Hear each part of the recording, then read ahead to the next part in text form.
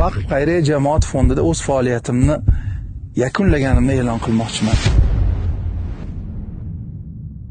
Bismillahirrohmanirrohim. Subhanalloh. Bunaqa havoda issiq choyga nima etsin? Bismillah.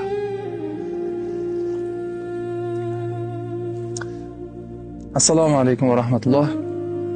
Aziz hamyurtlar, aziz vatandoshlar, millatim, xalqim, ahli O'zbekiston. Bu xabarni aytish uchun aynan shu lokatsiyani tanlaganim bejizga emas. Chunki rostdan ham hozirgi holatda sovuq qotyapman. Qalbimda sovuq, lekin yoqimli. Xuddi hozirga o'xshab. Sovuq, lekin yoqimli. Bizni tanlagan yo'limiz shuni taqozo etadi. Abu Hurayra roziyallohu anhu rivoyat qiladi. Payg'ambarimiz Rasululloh sallallohu alayhi vasallam aytdilar: Alloh taolo ba'zi insonlarning ehtiyoji uchun yaratdi. Odamlar ulardan hojatlarini so'rab kelishadi. Ular qiyomat kuni Allohning azobidan omonda bo'lishadi. Niyatimiz faqat shu edi.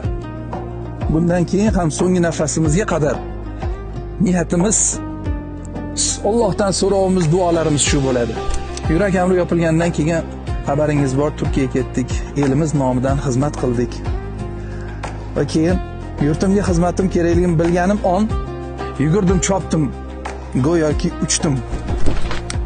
Vaqf xayriya jamoat fondida faoliyat yuritishlik taklifi berilganda juda ko'pchilik meni qaytargan edi, shubhalangan edi. Qo'y nima qilasan, sangacha ham juda ko'pchilik harakat qilgan, odamlar ishonmaydi, odamlar ishonchi qolgan, lekin bismillahi tavakkaltu alalloh deya Allohga tavakkul qilib kirishdik. Chunki bu xalqim uchun, millatim uchun edi, yurtim uchun edi.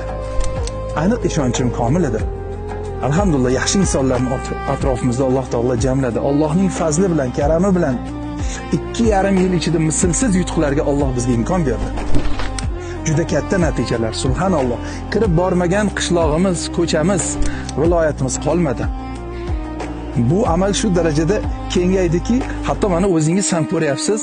Xuddi shuni dasturul amal qilib, shunga taqlid qilib, shunga havas qilib, joyda, viloyatlarda, qishloqlarda mana shunday yaxshi ishlarni davom ettirayotgan shogirdlarimiz, aka-ukalarimiz juda ko'paydi. Bular fidoilar. Qolaversa eng asosiy katta yutug'imiz Alloh taolo vaqfga nisbatan ishonchni odamlarning qalbiga solib qo'ydi. Odamlar ishonishyapti, ihson qilishyapti, yordam qilishyapti, xizmat qilishyapti. Mashalloh, bizning niyatimiz ham mana shu edi. Lekin ming afsuski, hamma narsaning boshi bo'lganidek oxiri ham bor. Bugun Vaqf xayriya jamoat fondida o'z faoliyatimni yakunlaganimni e'lon qilmoqchiman. Ehtimol bu kim uchun arzimas bir xabardir. Lekin men uchun bu hayot-mamot masalasi azizlar. Menga ishonganlar, meni yaxshi ko'radiganlar, oila a'zolarim, do'stlarim, yaxshi ko'rganlarim, bizni ortimizdan shu g'oyaga, yaxshilik yo'lida ishongan holatda ortimizdan borayotganlar uchun juda katta voqea bu. Va bu inshaalloh yana bir katta yaxshilikni boshlanishi ekanligiga ishonchim komil. Vaqfda bo'ladimi, yurak amrida bo'ladimi, boshqa nom ostida bo'ladimi, baribir o'sha yo'lda davom etaveramiz. Sizlardan birgina iltimosim, mendan rozi bo'ling. Rozi bo'ling, chunki omonatlaringizdan qo'rqaman.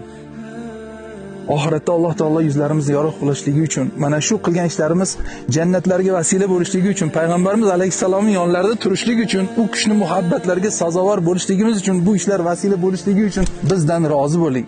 Men mingdan ming sizlardan roziman. Xalqimdan, vatanimdan, yurtboshimizdan, hamma ishlardan roziman. Bunga yetarlicha o'zining sabablari bor. Buni ham biz yaxshilikka yo'yapmiz. Demak, bir katta yaxshilik bor oldinda va yaqin kelajakda, yaqin kunlarda va ertangi kunimizda yurtimizga, xalqimizga bizning xizmatimiz kerak bo'ladigan bo'lsa, biz har doim labbay deya tayyormiz. Va shu 2,5 yillik vaqt mobaynida Vaqf xayriya jamoat fondidagi bu saxovat ishlarining yurishida, bor bo'lishida, uni yutuqlarda sababchi bo'lgan jamiki insonlarning haqqiga duo qilib qo'ying. Ular duolaringizdan umidvorlar. Ularni siz ko'rmaysiz, bilmaysiz. Ular uzoqlarda, hattoki o'zga yurtlardadir ehtimol.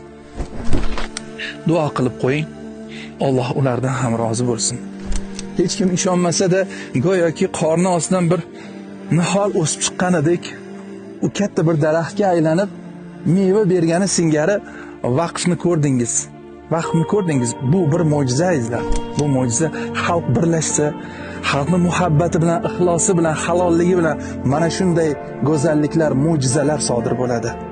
Juda ko'plab uylar topshirildi, quduqlar ochildi, uylar ta'mirlandi, xastalar davolandi, yosh bolalarimizni o'qitdik, uyli joyli qildik. Hattoki chet eldan qaytarib olib kelingan musofir vatandoshlarimiz, boshqa undan tashqari butun viloyatlar bo'ylab juda ko'p izdoshlarimiz paydo bo'ldi. Ko'ryapsiz, bu amal hech ham to'xtab qolmaydi. Bizdan oldin ham bo'lgan, bizdan keyin ham bo'ladi. Biz hech kim emasmiz. Biz faqatgina payg'ambarimiz alayhisalom boshlab bergan ulug' sunnatni, yaxshilik yo'lini davom etyapmiz. Ehtimol bu videoni ko'rib biroz mahzun bo'larsiz. Hech ham mahzun bo'lmang. Hech ham mahzun bo'lmang. Biz yakun deb o'ylayotganimiz aslida boshlanishdir. Biz mag'lubiyat deb o'ylaganimiz aslida g'alabadir va biz qochayotganimizga aslida yugurib borishimiz kerak. Xuddi shunga o'xshab, meni qalbimda bir nur bor, bir xursandchilik bor, ulug' umid bor. Bu inshaalloh katta bir yaxshilikning boshlanishi. Va xayriya jamoat fondi endi meni qiladigan ishim qolmadi. Tizim yurayapti, alhamdulillah. Mensiz ham bo'ladi bu ishlar. Men boshqa ish qilishim kerak. Va buni ertangi kunda hikmatini nima uchun bo'lganini Alloh o'zi ko'rsatsin, yorug' yuz bilan ko'rsatsin. Siz ham xursand bo'ling, biz ham xursand bo'laylik. Alloh bizlardan rozi bo'lsin, xursand bo'lsin. Niyatim faqat shu. Va o'sha boshda aytgan hadisimga muvofiq insonlarning koriga yarab turib, o'zimizdan bir yaxshilik qoldirish, yaxshi nom qoldirish va dunyo va oxiratda, eng avvalo oxiratda Alloh taoloning oldida yuzlarimiz yorug' bo'lishlikni niyat qilganmiz. Bu niyatimizda yana davom etamiz. So'nggi nafasimizga qadar bu bizni dasturul amalimiz, bu bizni asosiy tamoyilimiz, bu bizni yashash formulamiz. Shuning uchun vaqfda bo'ladimi, yurak amrida bo'ladimi, boshqa yerda bo'ladimi, bir niyatimiz bir. Biz bir yo'ldamiz azizlar. Hammangizga ming rahmat. Alloh hammalaringizdan rozi bo'lsin. Va yana bir bora aytamanki, bizdan rozi bo'ling. Hamma omonatlaringizni qo'ldan kelgancha joyiga yetkazishga harakat qildik. Xato nuqsondan kam emasmiz. U nuqsonlarimizni Alloh taolo kechirsin, siz ham kechiring. Bizni safimizda xizmat qilgan hamma aziz, bizni jamoadoshlarimizdan, viloyatdagi xodimlarimizdan, vakillarimizdan va shu yo'lda eli uchun, yurti uchun, vatan uchun yetim, faqir, miskinlarning xizmati yo'lida shahid ketgan Mahmudjon ukamdan ham Alloh rozi bo'lsin. Shundaylar ham bo'ldi hatto safimizda. Oson bo'lmadi, lekin biz faxrlanamiz. Alloh shunga imkon berdi. Vaqf xalqning yuragiga kirib bordi. Vaqfni endi yaxshi nom bilan tilga olishyapti, vaqfga ishonishyapti. Maqsadimiz ham shu edi. Va bu muhim imkoniyatdan foydalangan holatda sizlarga ko'p rahmat aytaman. Va alohida rahmatim aziz yurtboshimizga. Siz sabab mana bu yo'llar ochildi. Odilona siyosatingiz qolaversa, shaxsan menga bergan bu imkoniyatingiz sababli bugun vaqf boshqacha. Va kelajakda ham men ko'p bora bu haqda aytganman, hattoki o'zingiz bilan o'sha yoshlar ittifoqini tashkil etayotganingizda ham aytganman. Men hamisha qalbimdagi ovozimga quloq solib, hech ham mashaqqatlardan qochmaydigan, yurtim uchun, xalqim uchun hamisha xizmatga tayyor insonman. Balandparvoz bo'lsa, ehtimol fidoilik mana shudir. Qanchagina xizmatim kerak bo'lsa, labbay, men tayyorman. Alloh hammalaringizdan rozi bo'lsin.